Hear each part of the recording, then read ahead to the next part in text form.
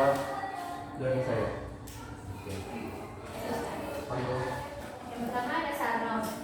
Menurut Sarno, mengidentifikasi sikap sebagai kesediaan untuk bereaksi atau disposisi secara positif, yaitu sikap dalam bentuk tindakan baik atau secara negatif, yaitu sikap buruk yang tercermin terhadap objek-objek tertentu. Lalu yang kedua ada Dietrich and R.S. Crutchfield. Menurut Dietrich and R.S. Crutchfield, R.S.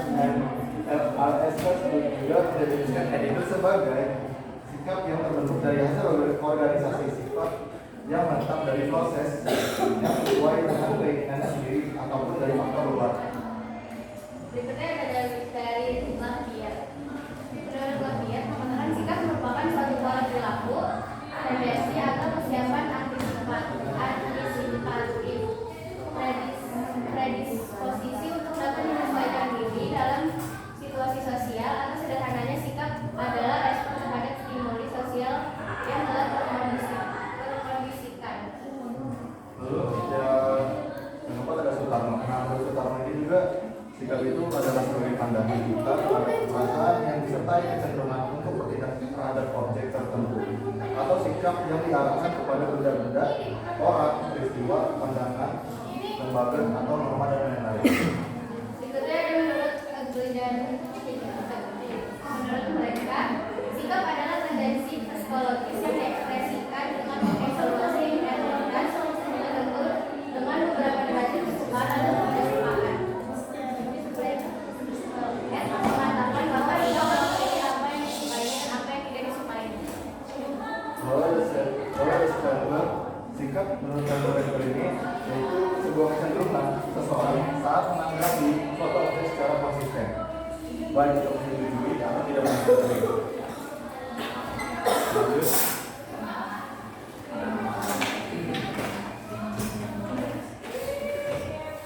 Juga ada komponen sikap yang pertama itu berupa persepsi keyakinan.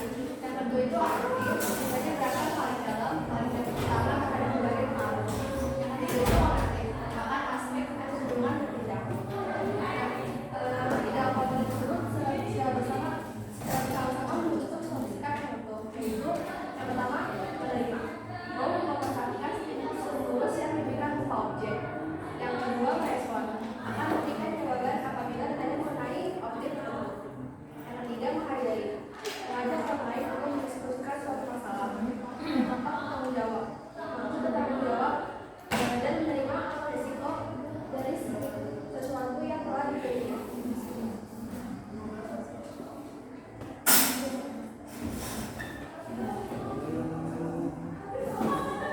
Selanjutnya ada perubahan sikap. Perubahan sikap memberikan penjelasan bagaimana sikap seseorang terbentuk dan bagaimana sikap itu dapat berubah melalui proses komunikasi dan bagaimana sikap itu dapat mempengaruhi sikap tindak atau tingkah laku seseorang. Nah, terus ada faktor-faktor perubahan sikap. Yang pertama ada pengalaman pribadi, yang kedua ada lingkungan sosial, yang ketiga ada informasi dan edukasi.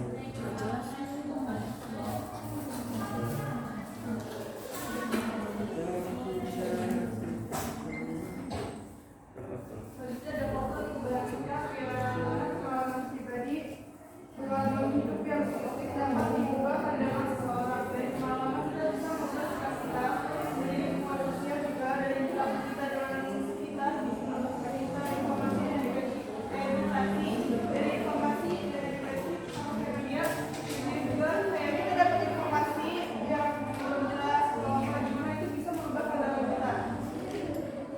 Emosi juga, emosi dapat berubah pandangan kita karena emosi yang kuat baik positif maupun negatif itu dapat mendorong perubahan sikap kita. Norma dan nilai. Norma dan nilai juga. Norma maksudnya konteks situasional. Next. Udah, jalan lagi. 1, 2,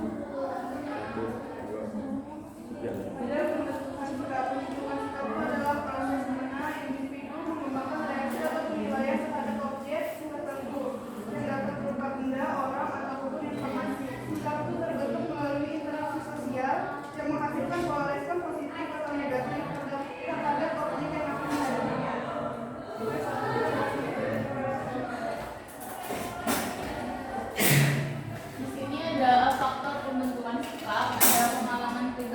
pengalaman pribadi yang kita alami itu bisa membentuk sikap kita nantinya gimana. Terus ada pengaruh lingkungan juga, ada pendidikan, ada media massa, kayak informasi-informasi yang kita dapat itu bisa membentuk sikap kita kan, kayak kita bersikap kayak gimana gitu. Terus ada budaya juga, budaya atau tradisi itu kan bisa karena keseharian kita ya, bisa jadi sikap kita membentuk kayak gimana juga. Terus emosi juga, terus ada kognisi, yaitu proses berpikir atau penilaian individu terhadap informasi yang didapat dan membentuk sikap.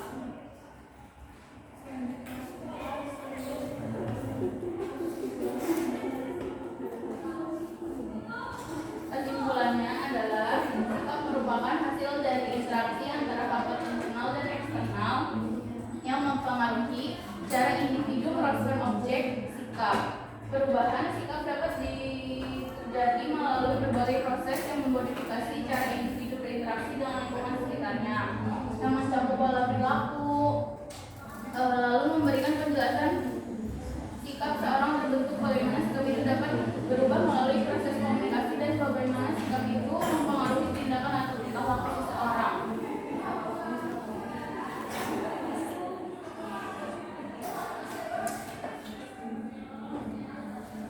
Sekarang membuka sesi tanya jawab. Siapa yang mau tanya?